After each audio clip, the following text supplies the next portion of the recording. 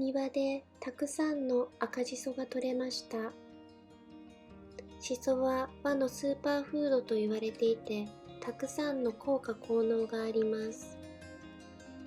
豊富なベータカロチンなどによってアンチエイジング、美肌に効果があったり、しその香り成分には腸をきれいにしたり、夏バテ防止、他には貧血予防、精神安定、むくみ解消などたくさんの効果効能があります。また、植物にはたくさんの酵素が含まれています。しかし、酵素は加熱によって失活してしまうので、今回は加熱をしない赤じそ酵素ビネガーを作りました。材料は赤じそ 100g、氷砂糖 100g、リンゴ酢 100g です。赤じそをきれいに洗います。農薬が心配な場合は重曹小さじ1/2で洗います。煮沸消毒し、しっかり乾燥させた保存容器に赤じそを入れます。氷砂糖を入れます。リンゴ酢を入れます。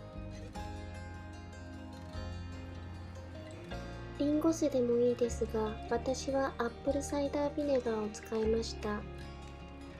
ネットにもたくさんの種類が売ってあります。蓋をして軽く振ります。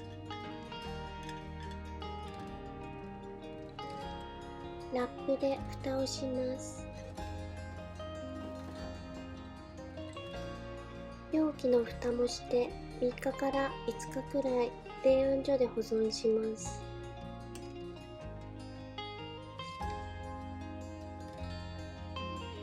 3日経ち、氷砂糖が溶けていたので、酵素ビネガーをこしたいと思います。